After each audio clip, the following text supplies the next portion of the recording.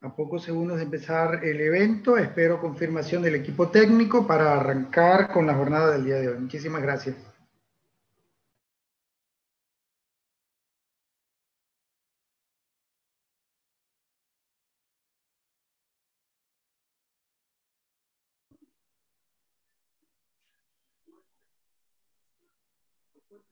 Listo, puede comenzar.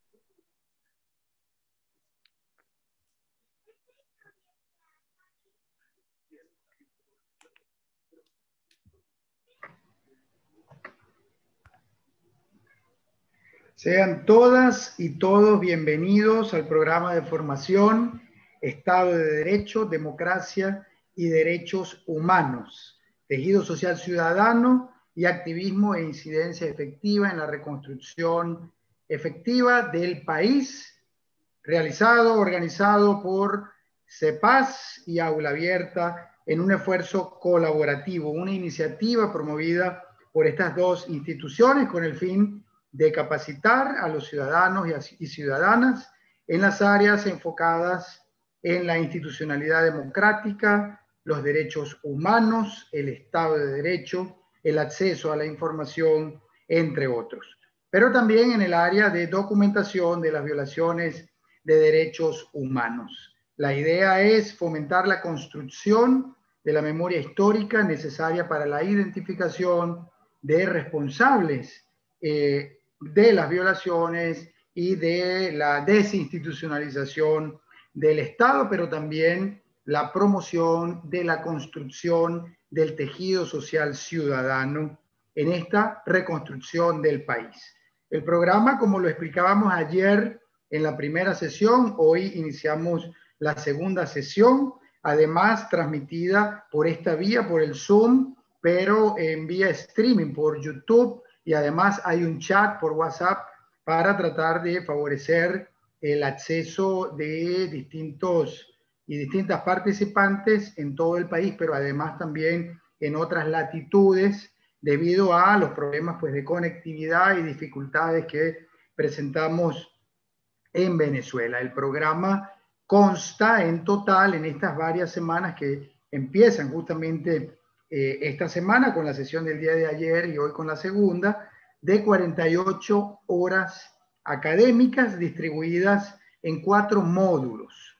Básicamente estos módulos serán impartidos por profesores, profesoras, miembros de distintas universidades, centros de derechos humanos, organizaciones de la sociedad civil, y está dirigido justamente a construir el activismo ciudadano de actores universitarios, estudiantes, académicos, pero activistas también ciudadanos de la sociedad civil. Estos 4 módulos son los siguientes. El primero, que iniciamos el día de ayer, denominado Estado de Derecho e Institucionalidad Democrática. Tuvimos el día de ayer la ponencia del profesor Carlos Luz Berti. Hoy nos acompaña el profesor Ali Daniels para continuar con la sesión del día de hoy. El segundo módulo se refiere a los derechos humanos, nociones básicas, documentación e incidencia internacional. Nos acompañarán también distintos profesores a partir de la semana próxima. Y el tercer módulo se refiere a la reconstrucción del tejido social y ciudadano. Además, se abordarán puntos relativos a la resiliencia y el infoactivismo ciudadano, y un cuarto módulo final es referido a la fase de evaluación y seguimiento. Justamente sobre este tema, quiero darle la palabra a la profesora Beatriz Borges, directora del CEPAS, que al lado de Aula Abierta organizamos este programa de formación. Vivi, tienes la palabra. Muchísimas gracias por acompañarnos y por apoyar al lado de Aula Abierta y CEPAS, este trabajo colaborativo de construcción de tejido ciudadano, formando a los ciudadanos y a las ciudadanas para la reconstrucción del país. Beatriz Borges va a hablar un poco de la fase de evaluación para invitarles justamente a partir de hoy a pensar en parte de los trabajos que tenemos pensado entre el CEPAS y Aula Abierta que desarrollen en el marco de esta fase. Muchísimas gracias. Bueno, muchísimas gracias, David. Feliz tarde a todos y a todas. Agradecida por el espacio nuevamente. Gracias y bienvenido a nuestro querido Ali Daniels de Acceso a la Justicia, que pues siempre es un placer escucharle y para todos un gran aprendizaje, todo su conocimiento y su experiencia. Para mí también es grato tener este segundo día ya de encuentro con todos y todas de aprendizaje. Creo que empezamos con un súper buen pie con la ponencia del día de ayer del profesor Carlos Luzberti, y bueno, seguimos también en súper buen camino con Ali, y efectivamente queríamos darles ya hoy un poco la información de que esto no va a ser solamente un proyecto formativo en términos de recibir información muy nutrida de alta calidad, pero además queremos que esto se convierta en una experiencia viva de actividades donde estos conocimientos que tengan los puedan llevar a cabo en experiencias, en activismo, en trabajo que ustedes puedan desarrollar. Entonces de allí se ha desarrollado, bueno, esta alianza entre CEPAS y Aula Abierta, y especialmente con la red de activistas ciudadanos por los derechos humanos, de las cuales muchas de las personas que están participando aquí son parte, en la cual les vamos a mandar a todos los inscritos una información específica de cómo registrarse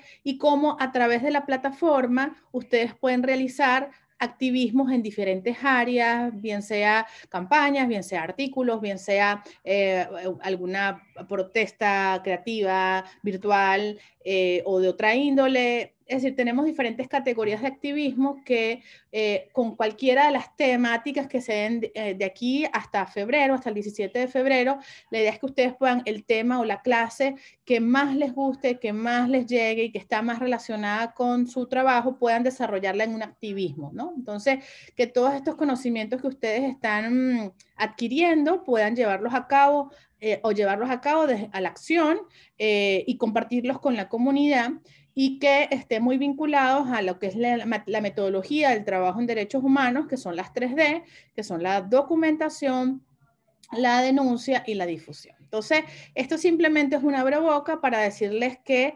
esto es educación para la acción, educación en derechos humanos, que la convertimos en acción en un contexto, como decíamos, de restrictivo, y donde justamente todos estos pensamientos nos van a ayudar a darle cabida a la acción de nuestras acciones. Perdón, un segundo. Entonces, lo que les quería decir es que con esta información, vamos a terminar de enviárselas por correo electrónico, y con todo el detalle, pues vamos a poder decirles e indicarles cómo ustedes van a poder realizar los activismos. Disculpen la interrupción y bueno, muchísimas gracias. Muchas gracias, Vivi. Bueno, la información entonces será compartida y además profundizada en cada una de las sesiones que compartiremos con ustedes, tanto CEPAS como Aula Abierta. Queremos agradecer infinitamente a todos los miembros de la REDAC, pero también a todo el movimiento estudiantil y actores universitarios por hacerse presentes justamente y apoyar iniciativas como estas de construcción de ciudadanía y de derechos humanos. Seguidamente, antes de darle la palabra al profesor Ali Daniels, director de la ONG Acceso a la Justicia, queremos compartir 5 minutos de una especie de relatoría en relación a la clase, la jornada del día de ayer. Jornada que tuvo pues la oportunidad de tener como ponente central al profesor Carlos Luzberti, representante de Amnistía Internacional Venezuela, pero también del Centro de Derechos Humanos de la Universidad Católica Andrés Bello. El profesor Luzberti hizo algunas referencias introductorias a lo que significa la noción del Estado de Derecho, de democracia y de derechos humanos. Básicamente, específicamente en relación a la noción del Estado de Derecho y la democracia, y cómo los derechos humanos y la democracia se vinculan con ese concepto tan importante. La siguiente lámina, por favor. Estas láminas resúmenes se las podemos también compartir con todos los participantes a través de los medios que hemos creado, fundamentalmente vía correo electrónico y también vía el chat que se abrió efectivamente para atender a los participantes.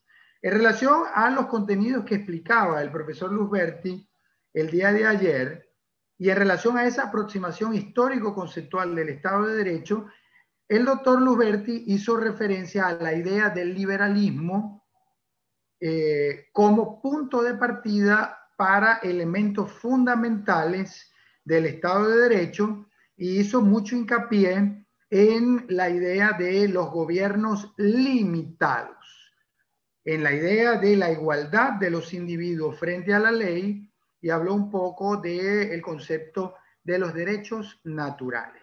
Gobiernos limitados, la siguiente lámina por favor, por la ley. Y de allí específicamente hizo referencia en gran parte de su exposición a lo que significa el principio de la legalidad.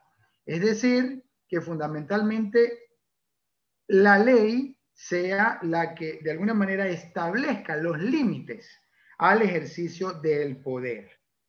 Estas ideas filosóficas, creo que esa no es la lámina, no sé qué problema hay con las láminas. Básicamente, estas ideas filosóficas iniciales hablan de la importancia del principio de legalidad. Se cristalizan jurídicamente a través de la idea del Estado de Derecho, representando justamente el concepto de un Estado donde el poder esté limitado por la ley. Y eso, en la siguiente lámina, por favor, lo explicaba el profesor Luzberti, justamente haciendo referencia a las monarquías absolutistas, es decir, a la figura de un rey en donde se concentraban tanto la función de gobierno, la ejecutiva, la función legislativa, es decir, el rey hacía las leyes, y la función judicial. Él efectivamente era quien administraba justicia en nombre de él personalmente, porque además se entendía que su poder venía de Dios. Dios lo había elegido a él y en consecuencia él era el Estado.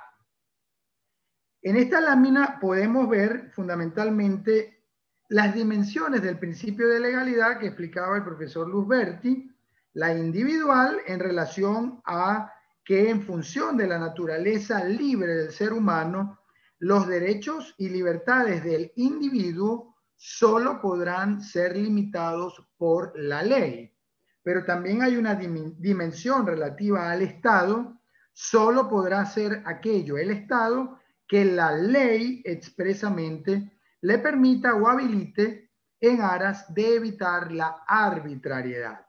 El profesor Luzberti, cuando hablaba de la ley, efectivamente hacía referencia a que era una ley que tenía que seguir unos procedimientos, una forma que debía estar o haber sido producida por una autoridad legislativa, un parlamento, un poder legislativo conformado por representantes electos, por ejemplo, popularmente, pero además era una ley que tenía que estar dotada de un contenido. Ese contenido justamente debe estar conforme al respeto de lo que significan los derechos humanos, que son una especie de muro de contención en relación a el actuar del Estado. Otro de los elementos fundamentales del concepto de Estado de Derecho es el de separación de poderes. Entonces aquí estamos nutriendo de contenido a el Estado de Derecho. Primero, el Estado de Derecho tiene como principio fundamental el principio de legalidad, otro principio fundamental, la separación de poderes. Separación de poderes que es clave para garantizar la libertad de los individuos y para controlar el poder por parte del poder. Es decir, que las autoridades del Estado se contengan a sí mismas. Hizo referencia a la obra de Locke, de Montesquieu, de Rousseau, el profesor Lusberti, y hizo referencia a la división clásica tripartita en tres ramas del poder: poder legislativo, ejecutivo y judicial, cada uno con funciones autónomas. Legislativo, hacer la ley; ejecutivo, gobernar según lo que establece la ley realizada por el legislativo, y judicial, dirimir los conflictos, administrar justicia en nombre de la ley, efectivamente, como el profesor Lusberti lo explicó. Y en este sentido es muy importante hacer la referencia de que nuestra Constitución en Venezuela además consagra la división del poder público en 5 ramas, además de estas 3 clásicas propias pues del liberalismo. Consagra además el poder ejecutivo, legislativo, judicial, le agrega en el nivel nacional el poder ciudadano y además el electoral. En este contexto, entonces, el profesor Lusberti hablaba de que forman una tríada fundamental estos 3 conceptos: Estado de Derecho, derechos humanos y democracia. E hizo referencia entonces a la interrelación entre estos conceptos que al fin de cuentas le dan contenido, tanto los derechos humanos y la democracia, al Estado de Derecho. En conclusión, básicamente los principios de legalidad, separación de poderes y la preeminencia de los derechos humanos son aquellos principios que la doctrina, los autores, califican como principios constitutivos del Estado de Derecho. Si no hay separación de poderes, si no se respeta el imperio de la ley y si no se respetan los derechos humanos, entonces no podríamos jamás hablar de la existencia de Estado de Derecho. Allí dejamos entonces con esto el resumen de la presentación del día de ayer. Hay una lámina final, por favor, donde se recuerdan fundamentalmente parte de las redes, y con esto entonces hacemos el inicio formal de la siguiente parte de este curso. Quiero recordar que en las próximas semanas el curso tendrá también una fase online asincrónica, sobre todo para también trabajar en la reiteración de parte de los contenidos. Cada uno de los ponentes ha grabado un resumen de sus clases en un video de aproximadamente 10 minutos, en el cual de alguna manera resaltan los elementos más importantes que han compartido o van a compartir con ustedes en estas sesiones presenciales. Cada clase además tiene unas lecturas recomendadas, las que envió el profesor Ali Daniels se les van a compartir también por las distintas plataformas, y tienen también unos cuestionarios que pueden facilitar sobre todo el aprendizaje. Sin más dilación, tengo el honor de presentar al profesor Ali Daniels, darle las gracias infinitas a Ali por toda la colaboración en este trabajo de construcción de ciudadanía, de democracia, desde acceso a la justicia y desde pues, las distintas plataformas que pueden representar en nombre del movimiento de derechos humanos venezolano. El profesor Ali Daniels, profesor universitario, director de la ONG hermana Acceso a la Justicia, en consecuencia, tiene la palabra para su disertación el día de hoy. Muchísimas gracias, Ali, por la deferencia que has tenido de apoyarnos en este programa de formación. Buenas tardes. El honrado soy yo de participar en este programa. Agradezco muchísimo que se nos haya invitado y felicito a Aula Abierta como a CEPAS por esta gran iniciativa de forjación de ciudadanía. Justamente cuando las cosas se ven peor es cuando este tipo de esfuerzos tiene más valor. ¿no? Les comento que muchas veces damos clases y yo nunca tuve duda, hay que seguir dando clases y hay que seguir impartiendo, ¿no? Si el profesor García de Enterría en los 60, en pleno apogeo de la dictadura franquista, hubiese pensado lo mismo, no tendríamos los valiosos aportes que personas como García de Enterría y otros durante esa época. Y en ese sentido, pues hay que entender que aunque los principios que aquí se hablan pueden ser ahora ilusorios, eso no quiere decir que hayan perdido vigencia o que no valga la pena seguir luchando para ellos. Pero del mismo modo, para luchar por estos principios hay que conocerlos bien y hay que entenderlos, ¿no? Los principios democráticos no son un eslogan, son ideas con una función cultural muy definidas que tienen que ser entendidas a plenitud, precisamente para evitar que quienes los consideran como un eslogan no puedan manipularlos o tergiversarlos, como ha ocurrido en el caso venezolano. Entonces, bueno, dicho esto, paso con la presentación y voy a compartir. No estoy habilitado para compartir pantalla. Ali, disculpa, aprovecho para pedirte si te puedes acercar más al micrófono porque se oye muy bajo. Ok, perfecto. Aquí me acerco. Gracias. Ok.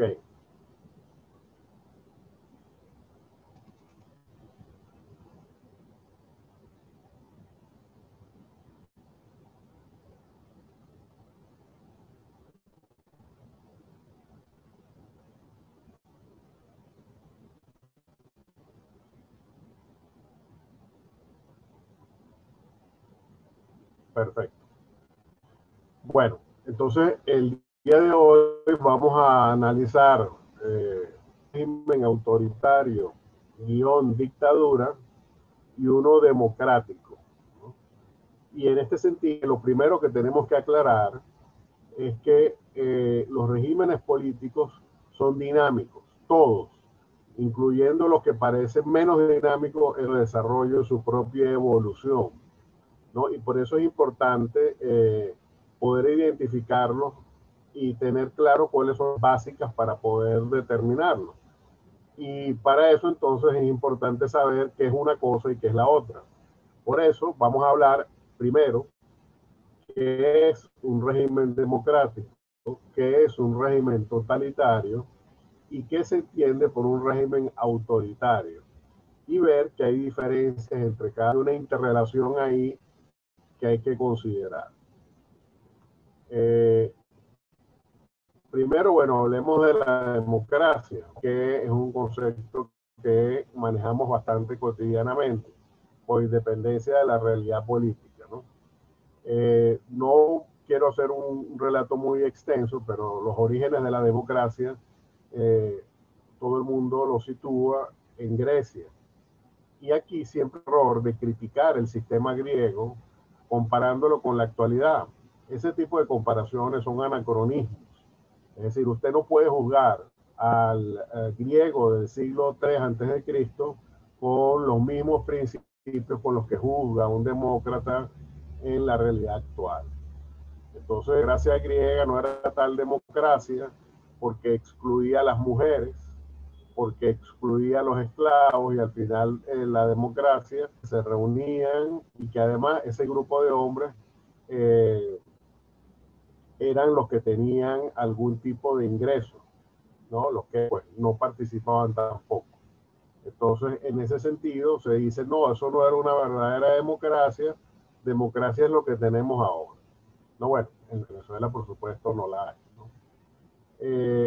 Y a partir de ahí hay que tener en cuenta que uno no puede caer en estos errores de juzgar a sociedades de otras épocas con los valores de la actualidad. Y en ese sentido, los griegos de la época de Pericles eran unos verdaderos para lo que era la realidad de su época y para lo que era la realidad de su momento. Efectivamente, al final, la democracia entendía como el poder de las mayorías, y solo estaba limitado a aquellos propietarios que tenían un ingreso fijo, porque los que eran siervos, aunque fuesen libres, no tenían capacidad de libre albedrío y de poder decidir autónomamente. Entonces la idea era que fueran ciudadanos libres, con capacidad de decisión, los que pudieran tomar las decisiones de su sociedad. Fue algo bueno y malo, y por eso es que fue muy criticado posteriormente. Los romanos, por ejemplo, aborrecían la democracia. ¿Por qué? Porque se dieron cuenta, y esto entonces es importante a los efectos de hoy, que las democracias corrían el riesgo de ser cerradas, ¿no? Y en ese sentido, por ejemplo, está el tema de los demagogos, es decir, aquellos que utilizando carisma o utilizando otros mecanismos, con promesas y con falsas ideas, podían a través de la demagogia, ¿no? Y en ese sentido, los romanos erigieron su sistema político cara ni se pareciera a los que los griegos establecieron, ¿no? Y en ese sentido, esa crítica por pues, el mayor instrumento contra la democracia durante siglos, es decir, todo lo que vino después en la Edad Media, luego por las cajas nacionales, cuando se hablaba de democracia siempre salía, no, es que la democracia no es un buen sistema político porque puede ser secuestrado por los demagogos y por... Entonces, como ven, es curioso ver cómo a principios digamos, del medioevo, hablar de democracia era hablar de un sistema político malo. Y cómo ese sistema político malo o negativo, pues, tiene un consenso que es el ideal. Obviamente, quiero hacer, y es que, como muy bien dijo, y me sirvió de mucho la introducción que hizo el profesor David, porque efectivamente, actualmente, cuando uno habla de democracia, tiene que hablar de derechos humanos. Pero hay que decir que son instituciones que han tenido evoluciones paralelas. Es decir, los derechos humanos no tienen el mismo origen que la democracia, y la democracia tiene un origen diferente al de los derechos. En el caso de las democracias, nacen de la lucha de sectores políticos contra la monarquía, en particular de la nobleza y de la alta burguesía. A partir de esas luchas, que en diferentes estados tuvo diferente evolución, en la evolución gloriosa del siglo XVII, que terminó derrocando a los Estuardos y estableciendo una dinastía, en este caso de Guillermo, originada con la toma de posesión de Guillermo de Orange, digamos, la oligarquía de burgueses mercantiles y de un sistema contra el absolutismo, pero que no hablaba de derechos o no tenía como prioridad los derechos. Todavía ese era un discurso que se estaba creando. Y a partir de ahí está el otro supuesto, que es el de la Revolución Francesa, donde sí se hablaba de derechos, pero el sistema que lo albergaba democrático. De hecho, lamentablemente, cuando se habla de la Revolución Francesa, lo común es hablar de la cuenta como, pues, democracia y derechos humanos no siempre han estado de la mano. Entonces, lo vuelvo a recapitular. La democracia se generó a través de la lucha de ciertos estamentos sociales contra la monarquía absoluta, y en el caso de los derechos humanos, obviamente sí hay una vinculación, pero esa vinculación tiene que ver con otro hecho, con otra situación. Los derechos humanos, o el primer derecho humano, no puedo pedirles, si estuviéramos en una aula, preguntaría, a ver, ¿cuál fue el primer derecho humano por el que se luchó, por el cual las sociedades lucharon, a ver qué es lo que piensan. Solo les voy a dar 10 segundos para que ustedes piensen cuál fue el primer derecho humano que la sociedad buscó fuera reconocido.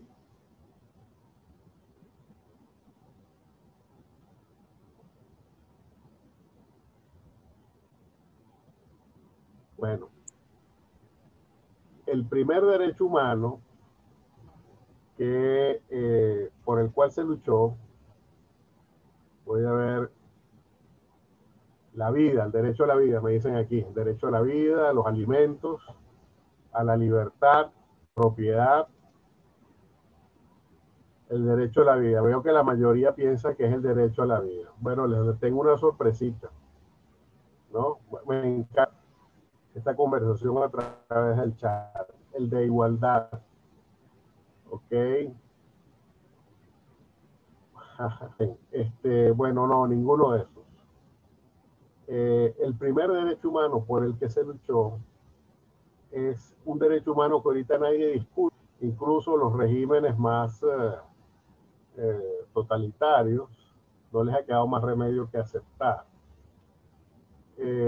Humano, y además que causó muchísimas muertes, y por eso es que tuvo que ser finalmente reconocido por la sangría que ocasionó en la sociedad europea en su libertad de conciencia, manifestada particularmente por la libertad de religión, ¿no?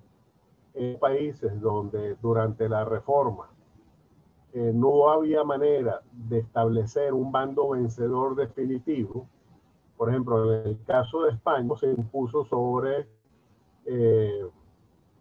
los reinos musulmanes y estableció a partir de ahí una hegemonía total, expulsando posteriormente a los judíos y estableciendo el catolicismo como única religión de ese reino. Lamentablemente, en otros casos, no, lamentablemente no, sino que también se generó en otros países, pero con diferentes consecuencias, ¿no? Y particularmente en el caso no ocurrió así, no pudo ser así. Hubo minorías protestantes que se establecieron en diferentes partes de Francia, que siendo minorías, no para imponerles el catolicismo. Y eso trajo que al final, luego de mucho derramamiento de remedio, que generar un discurso de tolerancia. Y a partir de ese reconocimiento, luego de muchos años, no fue una cosa de un día para otro, se inició con el llamado Edicto de Nantes, reconocía la posibilidad de que una persona tuviera una religión diferente a la que el Estado tenía, ¿no? Esto es importante destacarlo, sino que se reconoció que había gente que tenía una religión diferente y lo podía mantener. Ese edicto de Nantes es el primer reconocimiento que no nos podemos matar. Lo hemos intentado. O sea, esto es lo más triste de esta situación, ¿no? Que los derechos humanos no nacen de una conciencia de que debemos respetar. No puedo seguir matando a otros para imponerles lo que yo quiero, ¿no? Porque no los puedo derrotar. Si hay un filósofo alemán que se llama Habermas, que dice que el sustrato final de los derechos humanos es el sufrimiento, que a lo largo de la historia han dicho esta situación es contrario a mi dignidad humana y yo lucho por ella, aunque y es la lucha de generaciones de personas la que ha terminado causando que medio que respetar al otro. Y el principio de ese respeto al otro se inició con las guerras de religión, el edicto de Nantes, donde a partir del cual se empezó entonces a desarrollar un discurso de tolerancia que terminó ya con lo que se llamó el derecho natural. Es decir, que los hombres nacen con derechos. Bueno, lamentablemente me dicen que me escuchan entrecortado. Repito que sí, estoy dependiendo de CanTV. Espero que ahora se escuche mejor. Entonces, el primer derecho es el derecho a la libertad de conciencia, manifestado en su expresión de libertad de religión. La libertad de conciencia es la libertad de religión. Y a partir de ahí, los filósofos de la Ilustración dijeron hay que desarrollar un discurso de tolerancia. Y de ese discurso de tolerancia salió la idea de los derechos naturales. Es decir, el hombre nace o la persona nace con derechos que están en él, están en ella, que no dependen del reconocimiento del Estado. Y derechos naturales es la que genera el reconocimiento de los derechos de la persona. Porque obviamente se dice, bueno, no es que yo solo tengo el derecho a ciencia, sino que adicionalmente tengo el derecho, y entonces aquí viene cómo los derechos se entrecruzan unos con otros y derivan uno del otro. Porque si yo tengo libertad de conciencia, ¿qué necesito para yo ejercer mi libertad de religión? Bueno, yo poder decir que soy de esa religión y poder predicar esa religión. Y de esa se deriva la libertad de expresión. Por eso es que en la Rights de 1789, de que es la primera enmienda de la Constitución norteamericana, el primer derecho es el de libertad de expresión. Pero los que pensaron esa enmienda no la pensaron respecto de las libertades políticas, sino porque el Estado norteamericano, su primera razón de ser, su primera razón constitucional, pero en el sentido constituyente, de constituir un nuevo grupo humano, una nueva sociedad, era la libertad de poder ejercer y predicar. Recordemos que los primeros colonos norteamericanos huían de la persecución, eran protestantes huyendo de la persecución en Inglaterra, otros protestantes. Entonces, ante esa intolerancia pidieron eso. Entonces vemos como de la libertad de conciencia se deriva primero la libertad para poder predicar esa libertad de religión, y obviamente si yo quiero predicar, no voy a hacer, yo tengo que hacerlo ante una asamblea, y que esa asamblea no sea perturbada, ni sea alterada, ni sea saboteada. Entonces de ahí sale el de reunión. Y a su vez, yo tengo el derecho a imprimir y decir mediante escritos lo que yo pienso. Y eso entonces me da la libertad de imprenta, que yo pueda expresar mis ideas por escrito y poder difundirlas libremente sin que nadie me censure. Entonces, como ven, de una idea que era la persecución religiosa, se derivaron una serie de derechos. Y esa serie de derechos conformaron luego lo que es ahora de derecho. Cuando en la Revolución Francesa se dice los hombres nacen libres e iguales, se está reconociendo que los derechos nacen con la persona y que el Estado no los da, sino que simplemente los reconoce. Eso es un cambio, un giro copernicano, digamos, del matrimonio, de la unión entre democracia y derechos humanos, porque se entendía que si la persona tiene derechos, obviamente esos derechos se oponen al Estado, no se oponen a los particulares, se oponen. En ese sentido, para mí, la primera manifestación democrática a nivel constitucional es esa primera enmienda. ¿Por qué? Porque en esa primera enmienda se le prohíbe al Estado que haga algo. Prohíbe dictar cualquier ley, o se prohíbe dictar una ley que regule la libertad de expresión. es importante que ahora en Venezuela lo tengamos presente. En Venezuela al Estado hay que prohibirle cosas, hay que negarle cosas. En Venezuela se piensa como un Estado omnímodo, que no tiene límites y sobre todo no tiene prohibiciones.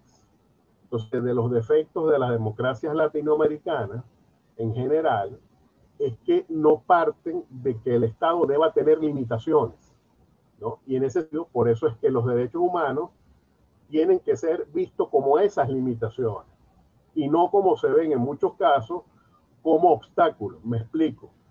Inmediatamente se dice, no, es que los derechos humanos se utilizan para defender a los delincuentes, ¿no? En estos momentos en Venezuela, obviamente, este discurso no tiene la misma percepción que tenía antes, pero igual se sigue diciendo.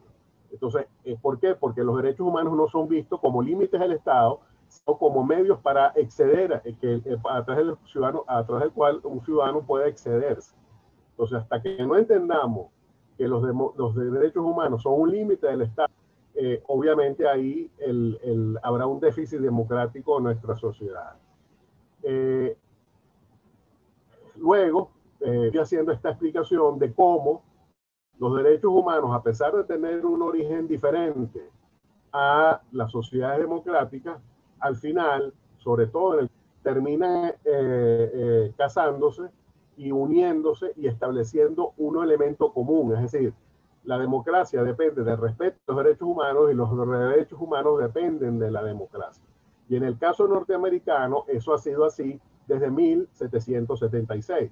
Y por eso es que hay que destacarlo, porque lamentablemente la doctrina europea, eurocentrista como es, solo destaca la Revolución Francesa, que obviamente tuvo acto y que además tuvo una enorme repercusión mucho mayor en su momento que la Revolución Norteamericana, pero sin duda el mayor y mejor ejemplo históricamente es el ejemplo norteamericano, con sus fallas que han sido también muy graves, pero que han establecido un sistema que se ha ido aumentando y que se ha ido reformando y que ha ido mejorando y que también ha hecho retrocesos, por supuesto.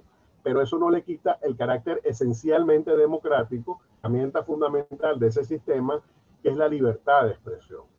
Entonces, en ese sentido, hay que entender que si bien es cierto que los estados liberales son las raíces de los derechos humanos, tienen una razón fundante diferente.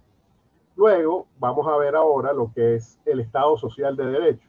Los mismos estados liberales, justamente porque son una dinámica constante, se dieron cuenta que la idea de un Estado liberal, es decir, que el Estado debía inmiscuirse en temas de seguridad y en temas de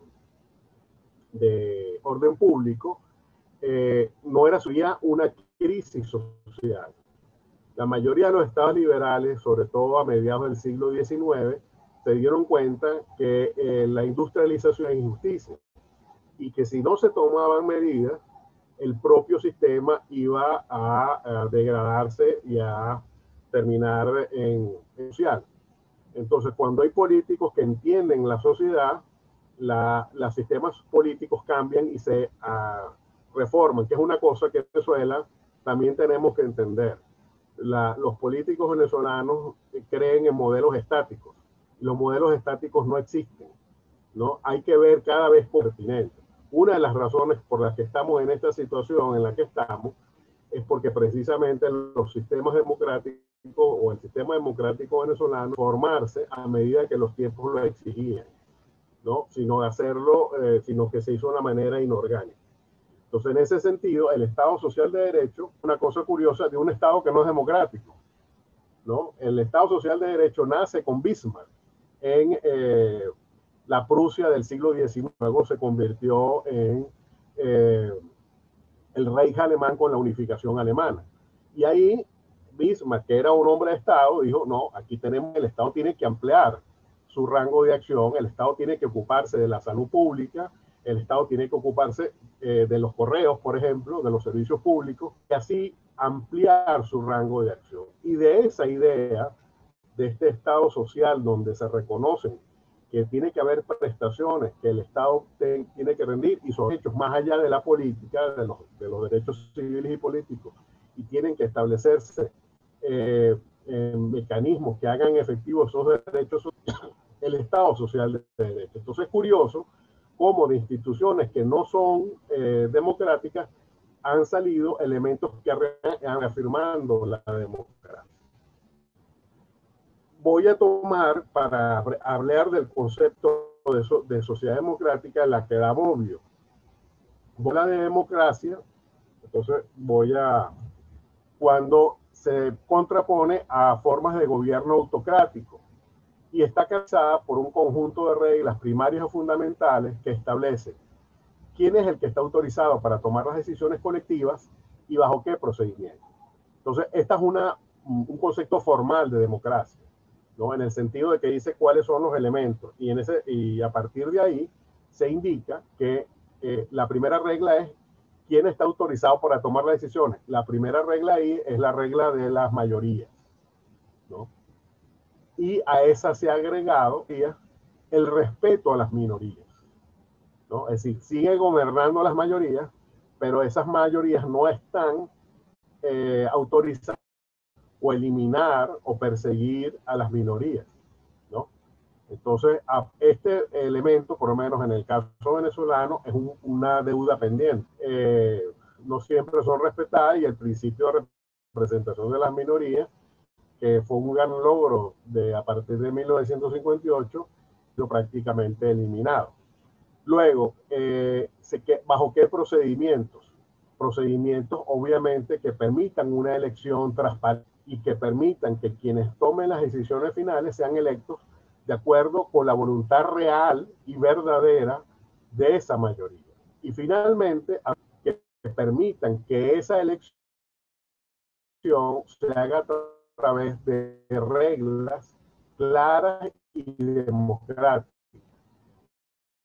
y que la voluntad del elector sea coacción o violencia. Como ven, aunque el concepto es formal, cuando uno lo explica, se entiende que efectivamente si se aplican estos tres elementos, el respeto de la regla de las mayorías, respeto a su vez de las minorías, que quienes deciden sean la mayoría de los ciudadanos, y eso por supuesto tiene que incluir a la mayoría, a los indígenas, a todos los que tengan una capacidad de decisión posible, y eso se hace a través de garantizar que esta elección pueda ser alternativa, es decir, que yo tenga siempre la elegir a B o a C o a D, ¿no? Entonces, en ese sentido, estas reglas describen que es un sistema democrático.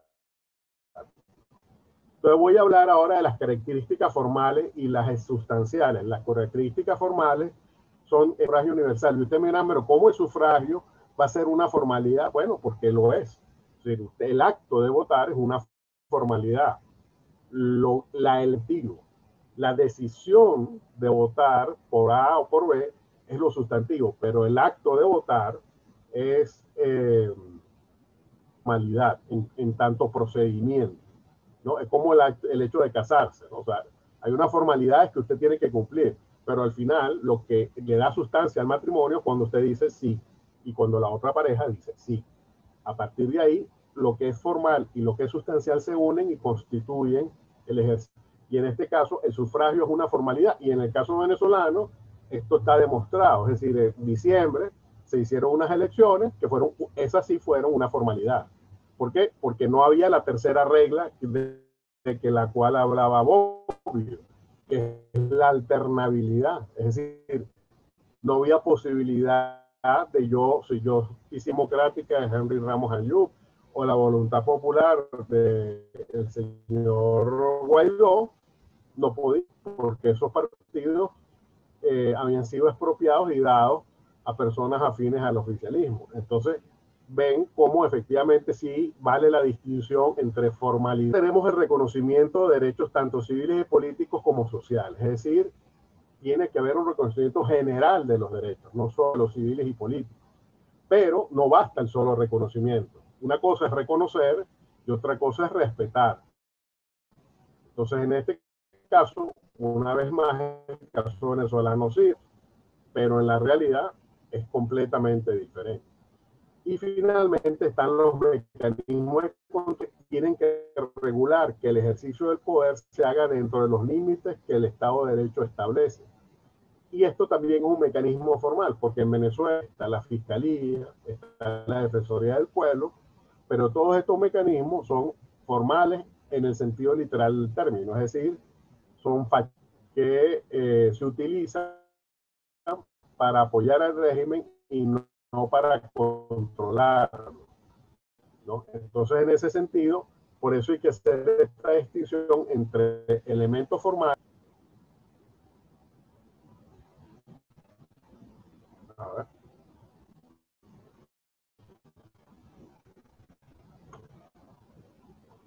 Ok, los elementos sustanciales son, en primer lugar, los derechos, y esto, aquellas prerrogativas, como dice Faunde, que nacen con la persona humana, Estado.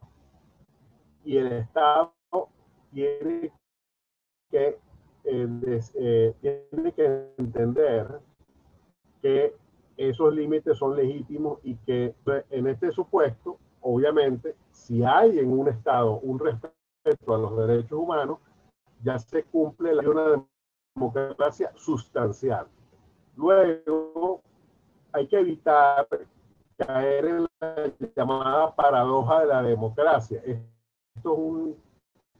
pero él lo habla de las aporías de la democracia, ¿no? En el sentido de que hay cosas que una democracia tiene que evitar, así como en Grecia. El peligro era que las decisiones fueran secuestradas a través de los demagogos o de las democracias modernas. Los peligros son parecidos, es decir, que haya quienes secuestren a la democracia. Hay que recordar que muchos regímenes autoritarios y totalitarios incluso han nacido, ¿no? Por ejemplo, los bolcheviques en Rusia, su acción en el parlamento, en la dacha rusa. Y de ahí, de ese parlamento donde tienen una representación, lo que quiere decir es minoritario, esos bolcheviques utilizaron esa forma democrática por la violencia, tomar el poder.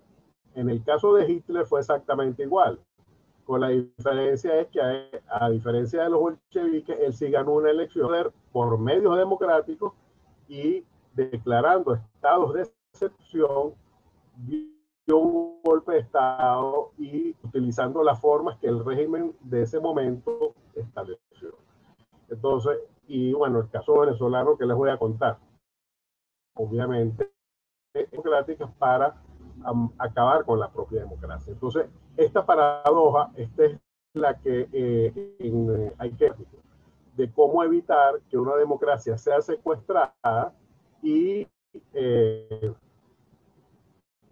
pueda, a pesar de sus retrocesos, seguir en el caso del señor Trump. Es decir, mucha gente tenía miedo de que cuando él llegara al poder se cometieran excesos o incumpliera con deberes constitucionales. Y si, cuando eso ocurrió, hubo decisiones del Tribunal Supremo norteamericano que le dijeron hacer esto. Y hubo también actos del Poder Legislativo que le dijeron usted no puede hacer esto.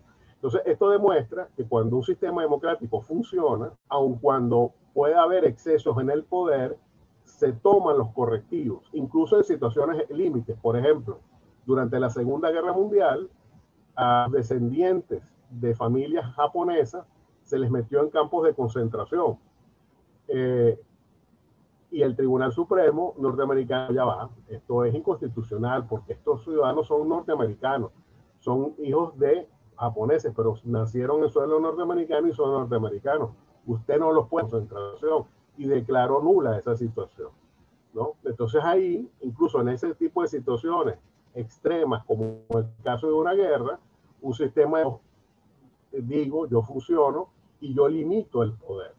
Entonces, esa, digamos, es la gran prueba que en los estados latinoamericanos pendientes, porque lamentablemente en muchas situaciones los poderes judiciales no tienen la fortaleza institucional suficiente para establecer los criterios, ¿no? Hay casos excepcionales como el de Perú, incluso el de propio Brasil, donde los jueces han establecido límites al poder. En el venezolano no existe un poder judicial y lamentablemente no es que haya existido antes, es que siempre ha sido un poder muy débil. Entonces, eso es de las tareas pendientes. Y finalmente, está el hecho de que el ejercicio del carácter democrático tiene precondiciones. Que haya una voluntad popular auténtica en los derechos, pero que al mismo tiempo los derechos sociales también sean respetados. Entonces, y aquí quisiera terminar este punto señalando, se utiliza demagógicamente una especie de lucha, y eso lo ha dicho este régimen, ¿no? De que los derechos económicos son antes que los derechos civiles y políticos.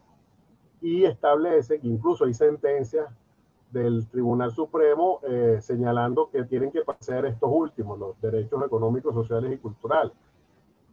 Y eso no es verdad, porque está tal, digamos, conflicto, pues no es real, ¿no? Todo lo contrario, es una retroalimentación. Yo defiendo los derechos económicos y sociales a través de los derechos políticos. Los derechos políticos se reafirman cuando los derechos económicos, sociales y culturales son defendidos. Hay una mutua dependencia. No hay mucho, hay un discurso político, sobre todo en la izquierda latinoamericana, que hace ver que los derechos civiles y políticos son como una especie de lujo que la gente de la burguesía solamente puede ejercer y que lo importante es dar preferencia a los derechos económicos sociales, estableciendo como una especie de diferencia de clase entre quienes ejercen unos derechos y quienes ejercen otros. Eso no es verdad. Está la opinión interamericana, de la Corte Interamericana. Voy a ahondar mucho en ello porque ya vi que el profesor que me antecedió, Luzberti, la famosa idea de la tríada, la vinculación entre derechos, garantías y Estado de Derecho y principio de legalidad. Entonces, es para que tengan en qué opiniones consultivas la Corte ha dicho eso, pero esto lo que quiere decir es que esta idea une digamos, el aspecto formal de la democracia con el aspecto sustancial, ¿no? Y el aspecto sustancial es el ejercicio real de los derechos y efectivo de los derechos. No hay tal democracia. Ahora vamos, ¿no? El totalitarismo, yo aquí voy a hacer, mire, si usted quiere saber y conocer de verdad, tener una idea profunda de lo que es el totalitarismo, ¿no? Este es un libro que para mí me abrió los ojos. Se llama Los orígenes del totalitarismo. Ella padeció un totalitarismo. Ella tuvo que huir del nazismo. Y fue una gran filósofa, una persona que emanaría como el juicio a Eichmann en Israel, y que estableció unos principios importantísimos en materia. A partir de su experiencia, ella estudia los orígenes del totalitarismo y señala que las raíces del totalitarismo, es decir, no es que vino alguien y dijo, bueno, vamos a tomar el poder y vamos aquí a controlar la sociedad de una manera unímoda, sino que en el totalitarismo nacen de ideas preconcebidas de partes de las sociedades donde el totalitarismo se desarrolló, con poderes extraordinarios, con poderes más allá de lo que permitían los estados liberales. Entonces, una vez más, es desde los estados liberales que nace sus propias desviaciones. En este caso, el totalitarismo. Y de hecho, aunque la que se ha llevado prácticamente el demérito de Alemania, pero Hannah Arendt ahí explica que las ideas totalitarias en su origen tiene que ver con el tema del racismo en Francia, a través de un conde que se llamó el conde de Gobineau. Y cómo entonces estas ideas de antisemitismo, de preeminencia de una raza, junto con la idea de que el Estado tenía que ser más fuerte, terminaron en lo que se conoce como, pero al mismo tiempo, en el caso de Rusia, esto tiene que ver con una ideología que también nació en este caso en Alemania, el comunismo, a través del cual se decía que las democracias liberales no estaban dando respuesta a la industrialización y las injusticias que estaban generándose. Y la solución era, y ahí es curioso cómo se cruzan los sistemas, era darle más poder al Estado, ¿no? Lo va a renunciar al mismo, porque recordemos que el marxismo, el socialismo implica la toma total del poder por la dictadura del proletariado, y posteriormente, cuando se llegue del socialismo a ese estado totalitario, va a desaparecer y ya no va a tener sentido de existencia. El detalle es que Marx no explica todo el poder, y el poder total en su sentido estricto, ¿no? Va a renunciar a él. Nadie renuncia a esta idea del Estado que tiene que controlarlo todo. Y de ahí viene la idea del totalitarismo. Características básicas del totalitarismo. Primero, la concentración del poder en un líder, ¿no? O en un grupo, no necesariamente tiene que ser en un líder, generalmente es en un líder, ¿no? Y de hecho, esa fue la idea original en el caso de Lenin, cuando creó el Estado Supremo, era el que realmente gobernaba la Unión Soviética. Pero al final, justamente cuando usted acumula tanto poder, aparato, y haga que ese poder se pase a una sola persona, en este caso, a Stalin, una carismática, y que sin embargo fue el que terminó teniendo la suma del poder. En el caso de Alemania fue el caso de Hitler, ¿no? Que además de el líder, que es el que dirige a la nación, que es una especie de padre. En el caso de la Unión Soviética, estas ideas se compartieron. 30 decía que eran ideologías parecidas, la gente se podía ofender. El nazismo y el comunismo son enemigos, están a extremos del espectro político. Pero en el caso, respecto a la acumulación de poder, son muy parecidos tanto el fascismo como el comunismo. Por eso es que cuando uno habla de totalitarismo, habla de los dos, tanto del comunismo como del fascismo. Luego, a esta concentración del poder tenemos la sustituidos por un movimiento de masas, es decir, ya se acabó el pluralismo político, hay un partido único y ese partido único hace una movilización a través del, dice que representa a todos, ¿no? Entonces, en el caso de la Unión Soviética, pues el Partido Comunista hacía movilizaciones masivas y decía, no, en el día para apoyar, no sé, la declaración de guerra contra el Estado alemán, por ejemplo. Y ese entonces se hacía popular, cuando en realidad pues era simplemente un manejo de masas por parte del partido para darse legitimidad, aunque no fuese alternabilidad.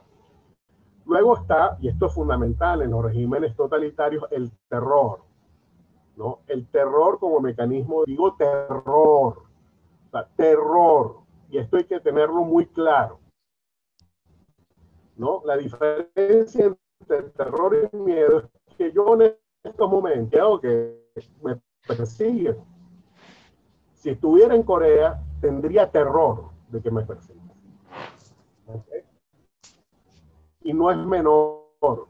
Y les voy a poner un caso. En Corea del Norte, que creo que es el último estado, se fue a Corea del Norte. y pidió que le tomaran una foto. Había un monumento coreano solamente, no estaban ni el hijo ni el nieto que ahora dirige. Y le pidió que le tomara la foto junto con la estatua del líder. Él se dio cuenta de que el fotógrafo se puso nervioso. Y el otro le dijo, pero ¿qué está prohibido? Si está prohibido, no me la tome, ¿no? El escolta no le dijo, no, sí está permitido porque es el gran líder. Así le dice, el gran líder. Entonces, dijo, entonces, ¿cuál es el problema? Es que en el encuadre no me cabe tal como usted está, no me cabe la estatua completa del gran líder. Y si yo la estatua del gran líder, eso es una falta de respeto. Y eso está castigado, ¿no? Entonces, ¿no? Imagínense ustedes qué podría significar decir que se está en desacuerdo con ese régimen, ¿no? Que va mucho más allá del miedo. La progresiva abolición de las libertades y derechos de la persona humana no existe. No existe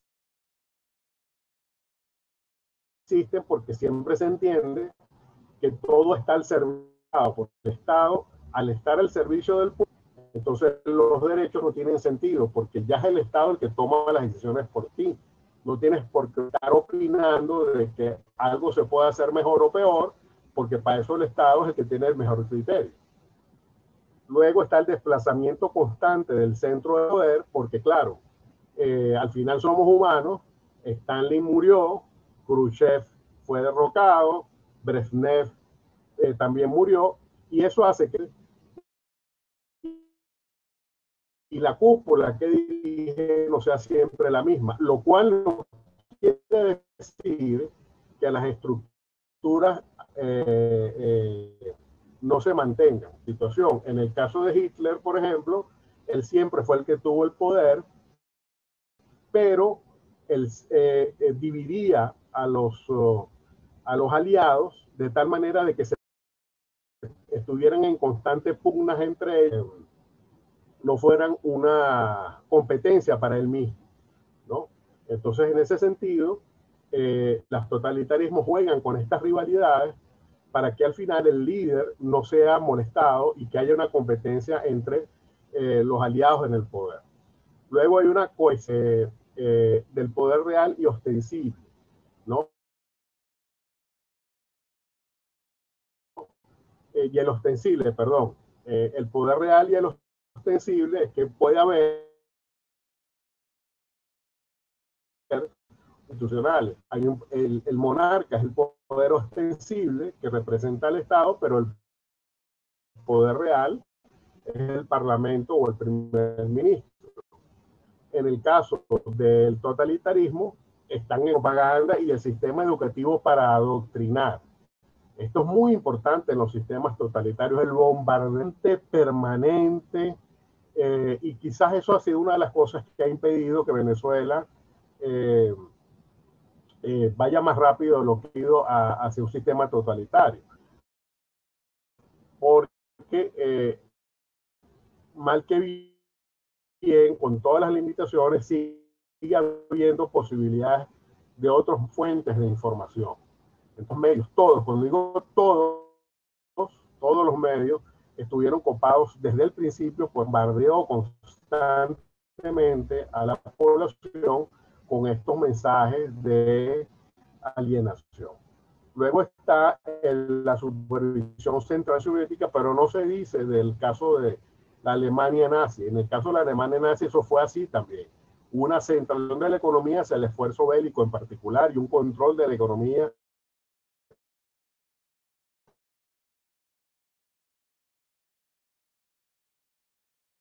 por parte del régimen.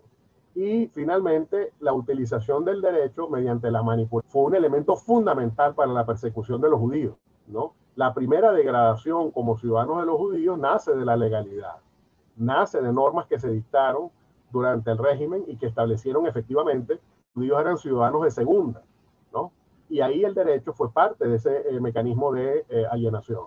Y por supuesto, en el caso de la Unión Soviética, que tengo que decir, donde el derecho pues era prácticamente lo que el régimen dijera en el momento que lo dijera y cuando lo dijera, ¿no? Por ejemplo, cuando se señaló a un soldado, aun cuando estuviese en peligro su muerte, estuviese en peligro ante el enemigo alemán, si se rendía, a pesar de que pudiera estar justificada su rendición, era un enemigo del Estado y podía ser condenado a pena de muerte, ¿no?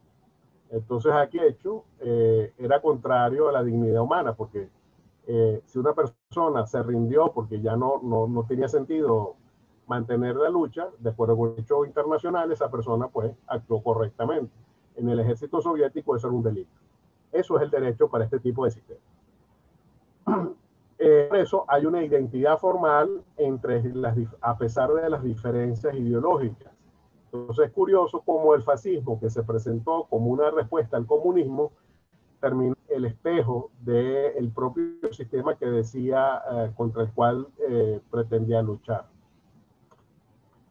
Dicho este tema del militarismo, vamos entonces con el autoritarismo. Les tengo una sorpresa, ¿no? Podría pensarse que el autoritarismo es algo reciente. El autoritarismo es algo, que el autoritarismo es algo que es tan viejo como el totalitarismo o como la democracia. Y no, todo lo contrario, relativamente reciente, que fue creado y tiene un autor como concepto social.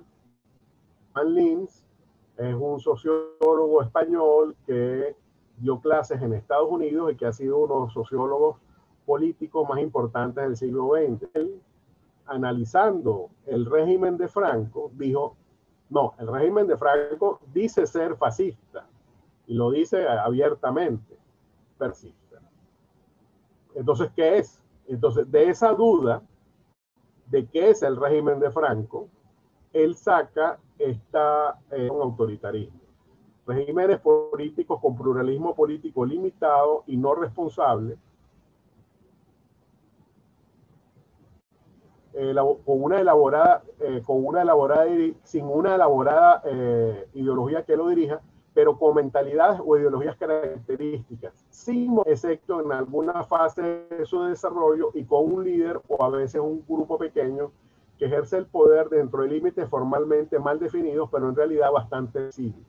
Esto es un estado autoritario, es decir, es una especie de estado anterior al totalitarismo, sin llegar a ser totalitario. El control no es tan grande como en el control del totalitarismo. Es un paso antes, o varios pasos antes. Entonces, en ese sentido, este es de los 70. Por eso es que me llama la atención de que este concepto de autoritarismo sea tan reciente, porque al final la idea de los estados totalitarios es a principios del siglo XX, como sabemos, y que la idea del totalitarismo haya tardado tanto en salir me llama mucho la atención, pero tiene sentido, porque muchos de estos regímenes nacieron de estas ideas que ya les comenté, de las ideas del fascismo y del el marxismo.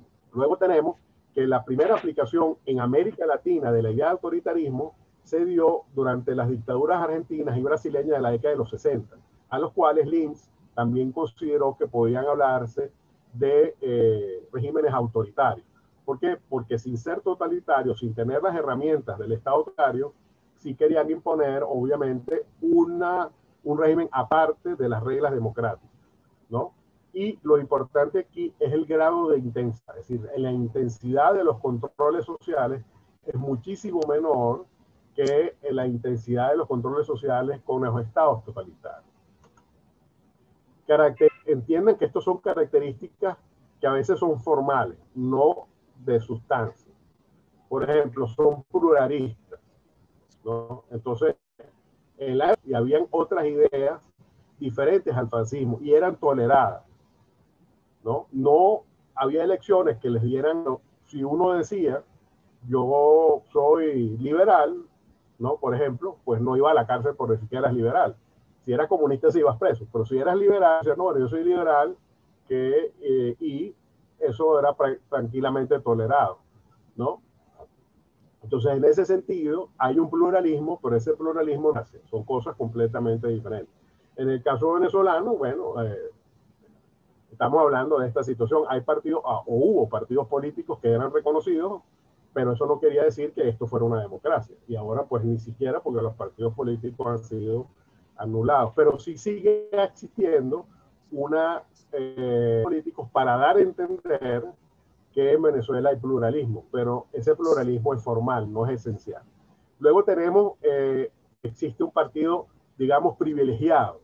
Obviamente, que en el caso venezolano, el Partido Socialista Unido de Venezuela, en el caso de Franco era la Falange, y en diferentes otras manifestaciones de las dictaduras latinoamericanas, eran partidos creados ex profeso por los gobiernos dictatoriales. Tienen unas ideas abstractas que se basan en lo que llaman los historiadores mentalidades, donde entra lo simbólico, ¿no? Entonces, en el caso de la dictadura argentina, por ejemplo, se hablaba mucho de los valores católicos. Se utilizó como bandera política. Eso siempre me sorprendió. La idea de que la sociedad argentina era una sociedad católica que tenía que luchar contra el comunismo, ¿no? Y a partir de ahí, entonces, esta concepción, esta mentalidad para fines políticos, con independencia, por ejemplo, que la iglesia o no estuviera de acuerdo con esa opción, pero se utilizaba. O en el caso venezolano, el caso de Bolívar, ¿no? Que Bolívar se utiliza para lo que sea. Y a mí llama la atención, por ejemplo, a Bolívar lo han utilizado desde Eleazar López Contreras, que era una manifestación del gomecismo, hasta pues este régimen actual. Entonces uno se da cuenta cómo utilizadas por estos regímenes autoritarios para mediatizar a la sociedad. Luego tenemos que la movilización es limitada, es decir, de una manera muy viernes temprano. O sea, realmente lo que siempre dicen que... Alguien tiene el micrófono abierto. Alguien creo que tiene el micrófono abierto. Bueno, entonces decía que la movilización es limitada en el sentido de que no hay grandes, sino para asuntos muy puntuales, porque no se tiene el mismo control de la sociedad que en las sociedades totalitarias. Luego ya tenemos una pseudo oposición, una oposición que pretende pasar por tal oposición, pero que no es una oposición real, y que se está haciendo pretender que es la que representa a la mayoría de la población. Y quiero destacar lo que dice ahí de formas parlamentarias nuevas o que no existían en los regímenes precedentes. En este caso, quiero destacar la utilización, por ejemplo, de la Asamblea Nacional Constituyente, que no existía en la democracia representativa y que a partir del chavismo ha sido un mecanismo de control del poder bastante. Luego están los dirigentes del gobierno que tienen una gran personalización, ¿no? Sin llegar a ser el culto de la personalidad de los regímenes totalitarios. Les pongo un ejemplo. Una fiesta nacional en la Alemania era el día del cumpleaños del Führer. Recibía regalos de todas partes de Alemania y el ciudadano más humilde se sentía obligado a enviarle un regalo aunque fuera una carta, ¿no?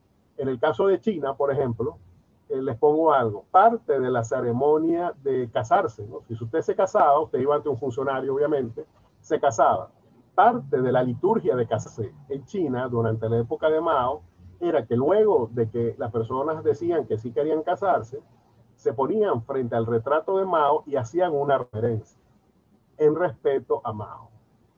Así era el grado de, digamos, de idolización de Mao. En el caso de Stalin, por ejemplo, muchas personas murieron durante sus funerales porque se generó una especie de histeria colectiva, porque se dio que había muerto algo parecido a un padre.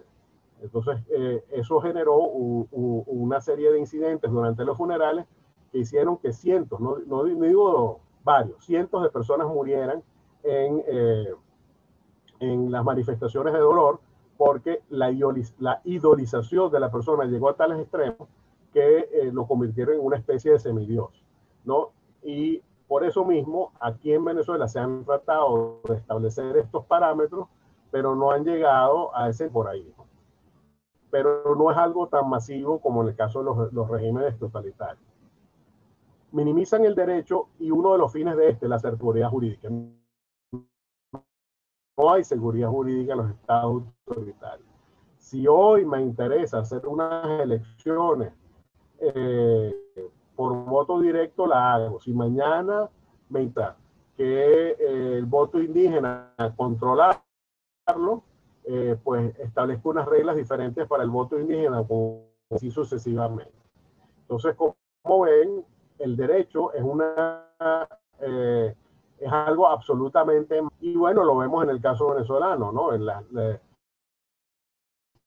El dólar era una mala palabra hace unos años. Cuando digo mala palabra, era muy, muy mala palabra. Y bueno, ahora lo vemos manejándose tranquilamente las calles de Venezuela del gobierno. Entonces, por eso es que el derecho se convierte en una pantomima de la justicia, porque en realidad es un instrumento judicial en el caso venezolano. Esto, bueno, no voy a dedicarle mucho tiempo porque ya creo que se nos... ¿Cuáles son los tipos de autoritarismo? Bueno, los personales, es decir, los que se basan en el carisma de un líder, en la imposición de la casta militar sobre el resto de la sociedad. Hay uno donde hay una vinculación entre cívico-militar. Un ejemplo de esto es en el caso de Portugal, donde, por ejemplo, el líder era un líder civil, Salazar, pero la base del sistema era una base militar. Entonces, una organización donde a través de movimientos de masa, hacer que el Estado está siendo legitimado por esas masas populares. ¿Cuáles son las dificultades del problema? Que es muy variable. Es decir, las manifestaciones del autoritarismo van desde Arabia Saudita, con un régimen monárquico, ¿no? Y esto lo que hasta el caso venezolano, pero desde Arabia Saudita al caso venezolano hay muchos elementos intermedios. Está, por ejemplo, el caso de Fujimori, está el caso de Velasco Alvarado, también en Perú, y está el caso de las dictaduras de Argentina de la década de los 80, pero los elementos que les señalé son bastante comunes a unos y a otros. ¿Cuál es la relación de los derechos humanos y democracia? Porque aunque tengan orígenes diferentes, tienen una causa común. Y por eso es que hay que entender, y con esto quiero, la democracia es un hecho cultural. Es decir, la democracia no es solo un sistema político. La democracia es un modo de vivir la vida. Y le pongo de esta manera, invocando a Schopenhauer. En los regímenes democráticos, uno puede tenerlo a ser feliz. En los regímenes totalitarios, uno aprende a no ser desdichado. Esa es la diferencia entre un régimen y otro. Y en este caso, tenemos que entender que si no introducimos en nuestra vida la democracia no va a ser un hecho en nuestra sociedad. Entonces lo digo, por ejemplo, para el caso de los partidos políticos. Partidos políticos donde no hay democracia no pueden construir democracia. Los partidos políticos son, en estos momentos, la mayoría de ellos, no todos, pero la mayoría de ellos son compañías anónimas en el sentido general del término, formalmente se entiende, sino que son propiedad de alguien. Y ese es el que manda en el partido. Y ese es el que nombra a los candidatos. Entonces, tenemos que entender que si en los partidos políticos no hay democracia, esto no pueden constituir más democracia. Y eso es un elemento fundamental. Por eso es que en Estados Unidos el puesto más humilde, el más humilde de los puestos de concejal de un pueblo perdido en Nebraska, es sometido a una elección primaria. ¿Para qué? Para que sea el elector del partido. En Venezuela no. En Venezuela los candidatos concejales lo escoge el secretario general de un partido. Y a partir de ahí se genera una serie de dinámicas que hacen es desnaturalizar el derecho. Luego, por eso es que es importante que se entienda que la democracia es un hecho cultural, que tenemos que entender que es normal que haya gente que opine de mí, pero a pesar de ello puedo llegar a acuerdos y puedo llegar a entendimiento. Y que la democracia es algo que tiene que vivirse cotidianamente. Pues, y por supuesto, entender que la democracia no es solo una estructura formal. Entonces, estamos acostumbrados a decir, es que en la Constitución están reconocidos tales de los gobiernos, se queda en el cuento de que como en la democracia están reconocidos unos derechos, entonces esos derechos ya se están cumpliendo. Esta diferencia entre las normas, o de las normas y los derechos que dicen la norma y la realidad, tenemos que luchar que esa distancia se acerque y verlos desde el inicio, saber que esto es así, asumirlo y no pensar, como se nos ha vendido, que como ya están ahí, ya los logramos. No, no los logramos.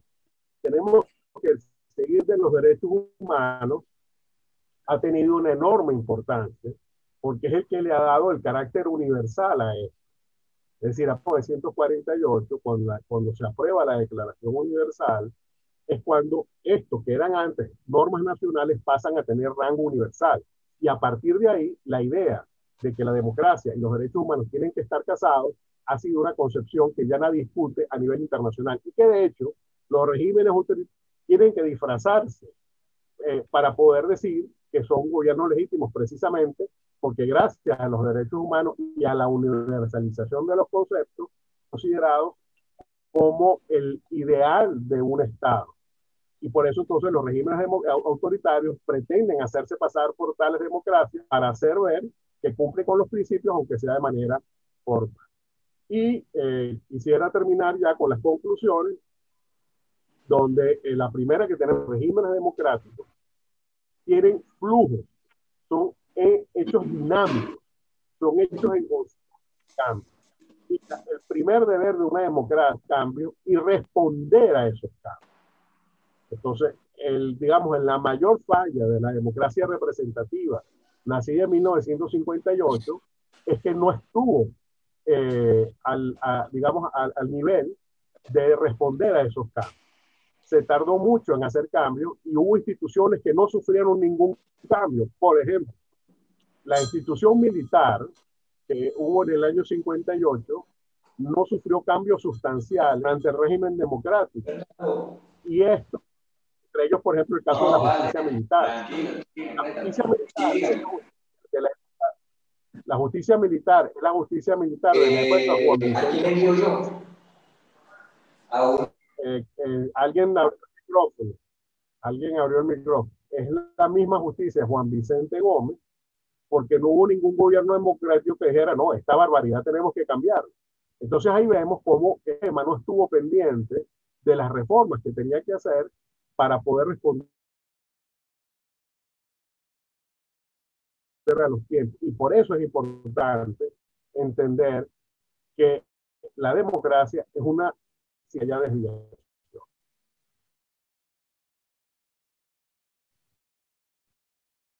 El totalitarismo estableció unas dinámicas menores,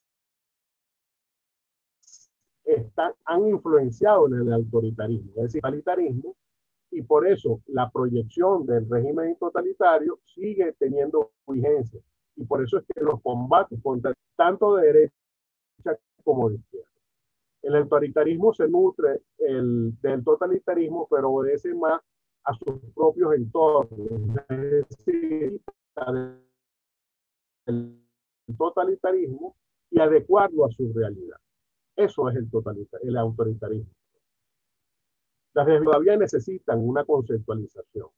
Es decir, en la palabra autoritarismo todavía no sigue representando todos los ejemplos como el venezolano, ¿no? Donde hay, por ejemplo, comisión de crímenes de lesa humanidad.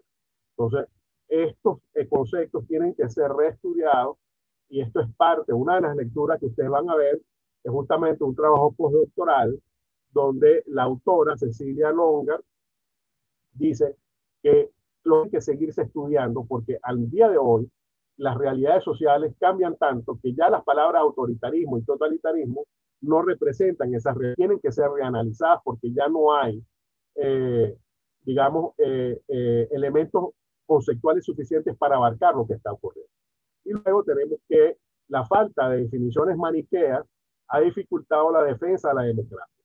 Tristemente, aunque ustedes no lo crean, hace 5 años usted iba a Ginebra y hablaba sobre las violaciones a los derechos humanos por parte del gobierno, bueno, en este caso hace 7 años, del señor Hugo Chávez, y mucha gente no lo creía, porque los políticos de oposición, es decir, se agarraban de los elementos formales para decir, no, pero si Venezuela es una democracia, y ojo, lo decía gente de buena fe, y pagado, no, gente de buena fe, sobre todo gente de izquierda, que te decía, no, pero en Venezuela hay un gobierno democrático. Entonces, como no era un gobierno totalitario, decía, no, ahí se siguen cumpliendo las formalidades de la democracia.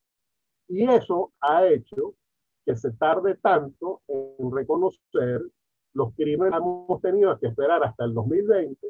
Imagínense, 20 años han tenido que esperarse para decir, es que en Venezuela se han cometido crímenes de lesa humanidad. ¿Por qué? Porque estos elementos formales se han superpuesto sobre la realidad. Y esto es uno de los problemas de la democracia.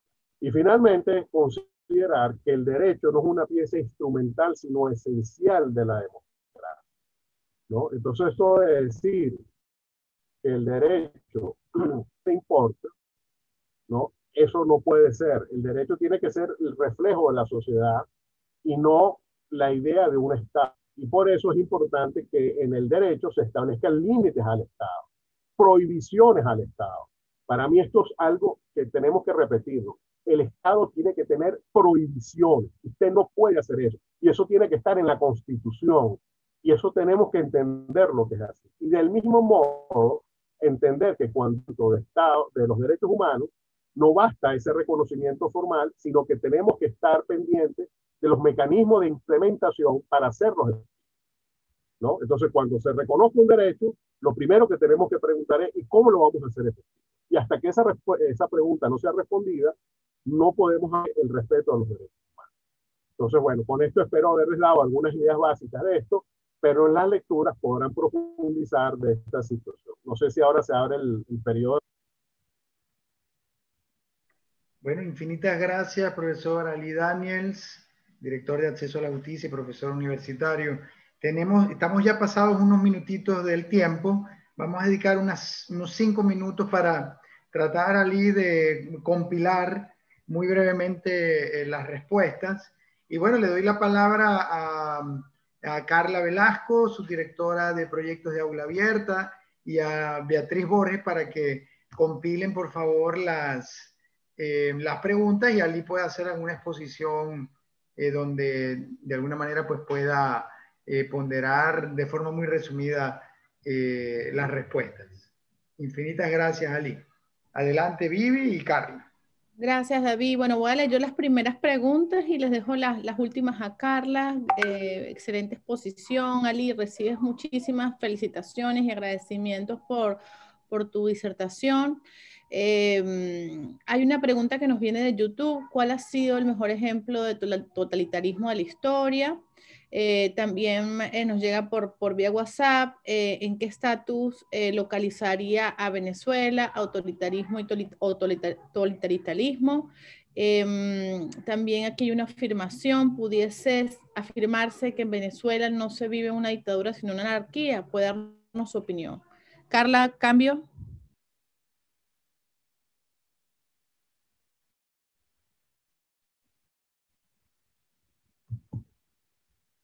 Bueno, no sé, Ali, si puedes ir avanzando con esas y una vez que termines, Carla, te lee las próximas preguntas. El caso de Venezuela es un autoritarismo, sin duda alguna. No es un Estado totalitario. Justamente el control social que se tiene no llega a tener el nivel que tiene un Estado totalitario. Stalin o Hitler decían algo y eso que decían se aplicaba inmediatamente en todos los confines del territorio donde ellos gobernaban. En el caso venezolano no solamente no es así, sino que además incluso donde el gobierno venezolano ni siquiera es gobierno. Me explico, es el tema de los grupos irregulares. Entonces, a medida que se separan de los centros, el alcance del Estado es cada vez menor y es sustituido por mafias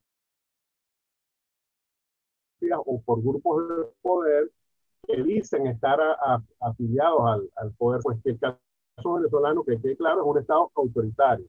No es un Estado totalitario porque no hay, sino porque no ha podido, que es otra cosa, hacer un Estado totalitario. Bueno, hay algunas otras preguntas, vamos a hacerlas todas en un bloque debido al tiempo que nos hemos pasado un poquito. Tenemos por acá, dice, Venezuela ha tenido 27 constituyentes, todas se han creado para el cambio de la Carta Magna para adoptarla al poder. Se pregunta cuál sería el estudio de los derechos humanos en la ayuda al pueblo. ¿Okay? Esa sería la única pregunta.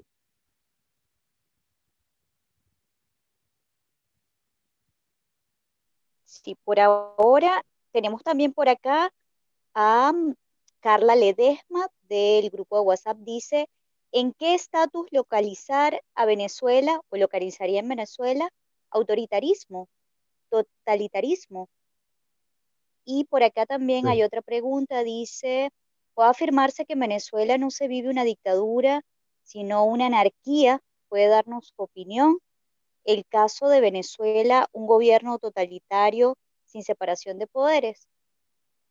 Y por acá, ¿cuál ha sido el mejor ejemplo de totalitarismo en la historia? Creo que ya alguna de estas preguntas ya fueron respondidas, sin embargo, bueno. Rápidamente, el mejor ejemplo, para mí el ejemplo más acabado de totalitarismo, más perverso de todo, es el de Norcorea. En Norcorea, si usted no llora cuando muere el líder máximo, usted es un delincuente, ¿no? O sea, no basta que usted se ponga triste, tiene que llorar, ¿no? A ese nivel llega el control social, ¿no? Aquí por lo menos tuvimos el derecho a no llorar cuando murió Hugo Chávez. Allá, si tú no lo hacías, y además tenías que manifestarlo públicamente, podías ser considerado un enemigo del Estado. Para mí, esa es la mayor manifestación de un Estado totalitario y que podemos apreciar claramente la diferencia entre Venezuela y ese Estado, ¿no? Además tiene todos unos elementos que obviamente por razones de tiempo no puedo describir, pero es uno de los más acabados sistemas de control social que ha habido en la historia de la humanidad, es el de Corea del Norte. Luego está, si en Venezuela hay una anarquía, yo entiendo por qué lo dicen. Efectivamente, hay muchas partes del país donde no hay control del Estado, donde no hay Estado, ¿no? Y en Venezuela nos encontramos ante una situación. El Estado se ha ido desmoronando en el sentido de que como no tiene músculo financiero, no ha podido tener digamos, el aparato que antes tenía. Pero eso no quiere decir que el Estado haya sido destruido. El Estado de Venezuela tiene dos pilares, se funda sobre dos pilares, que es la represión y que es el aparato comunicacional. El resto del Estado ha desaparecido. En educación no hay Estado, en salud no hay Estado, en seguridad pública no hay Estado. Y eso ha hecho entonces que en las áreas, digamos, que salen de los poblados más importantes, no haya un control total y haya tenido que llegarse a acuerdos, sea con grupos delincuentes o sea con grupos irregulares. Y entiendo que a partir de ahí se puede entender que hay una anarquía, pero en realidad lo que hay es una alianza de poder. Es decir, yo digo que soy el que manejo esta zona del Estado Bolívar minero y lo hago a nombre del gobierno venezolano, pero en realidad yo me estoy vendiendo frutos a mí mismo y al grupo mafioso con el que yo trabajo. ¿Okay? Entonces ahí lo que hay son alianzas por intereses comunes. Y obviamente eso genera que haya una aplicación diferente de las normas, porque claro, son las que dice el líder de ese grupo en el arco minero, no lo que diga el Estado en Venezuela. Entonces, a partir de ahí, efectivamente, hay en la periferia del Estado venezolano una anarquía, pero en el control central hay una manifestación monolítica a través de la represión y a través de aparato comunicacional. Entonces en Venezuela hay una mixtura donde efectivamente hay sitios donde el control del Estado es absoluto, como por ejemplo en los medios de comunicación masivos. No hay ningún medio de comunicación masivo, ¿no? Cuando digo masivo me refiero a los canales de televisión abiertos o a las radios, ¿no? De señal abierta. Hay una voz disidente y todo es controlado. pero en Internet se da ciertas libertades porque al final Internet es algo marginal, en el sentido de que la mayoría no tiene acceso a Internet. Entonces, ahí uno puede ver cómo el Estado sí funciona en esos aspectos, en los aspectos de represión, pero justamente eso se habla de autoritarismo porque el Estado no ha podido seguir invadiendo otros espacios porque ha perdido capacidad de... Y finalmente, hacer una aclaratoria. En Venezuela no ha habido 27 constituyentes, ha habido 27 constituciones, que es otra cosa. Constituyentes como tal, solamente ha habido 2. La de 1947, bueno, porque yo no tomo en cuenta esta última que hubo, no la tomo en cuenta. Tomo en cuenta la del año 47, presidida además por ese gran poeta Andrés L. Blanco, y 1999. Eh, eh, alguien podría decir que la de 1811 también, vamos a poder decir que sí, entonces serían 3. El resto de las constituciones han ido, digamos, suertes diferentes, pero en todo caso, constituyentes como tales son las que acabo de mencionar. Y efectivamente, esas constituciones, la mayoría de ellas, fueron de espaldas a la realidad social, precisamente porque no tenían un contacto con el electorado, sino que eran impuestas desde arriba. Y esa es parte de las razones de su fracaso, ¿no? Que esas constituciones eran las ideas que los gobernantes tenían y que no necesariamente estaban casadas con lo que la sociedad podía ver. Y finalmente, repito, en Venezuela hay un autoritarismo, ¿no? Hay un autoritarismo y lo vuelvo a repetir, no porque no se haya querido, sino porque no se... Y con esto, bueno, creo que ya he respondido las dudas que más o menos me han hecho y bueno, disculpen si omití alguna, cualquier cosa, me pueden escribir, ahí está mi correo y con mucho gusto yo atenderé las preguntas que me quieran hacer fuera de esta aula y una vez, y pido disculpas por el exceso de tiempo.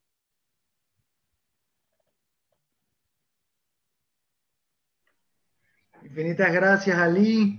Excelente exposición y bueno, el nivel de las preguntas y la cantidad y calidad de ellas demuestra obviamente el interés. Justamente sirve parte de las preguntas para conectar con la invitación justo para la próxima clase con la profesora Laura Lousa, que va a tratar el tema de desinstitucionalización y fragilidad del Estado venezolano. Algunas de las preguntas inclusive quedan puestas allí sobre la mesa para básicamente de alguna manera combinar la exposición de la profesora Laura Lousa que expone el próximo miércoles. En nombre de Aula Abierta y de CEPAS quiero agradecer infinitamente a todas y a todos por esta masiva asistencia.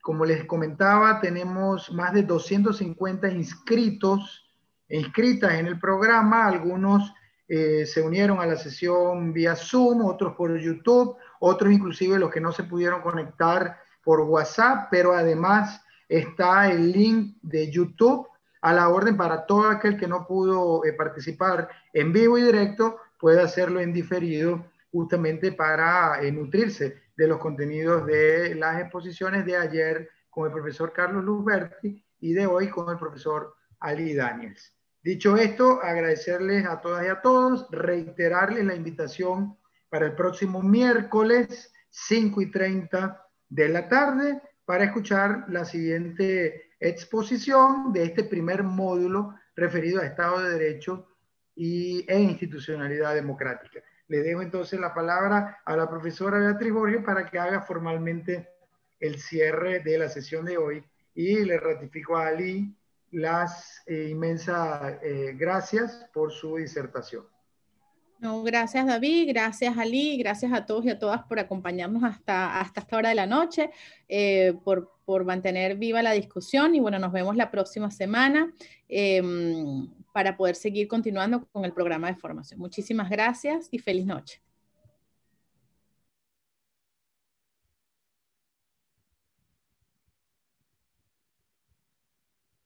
Hasta luego.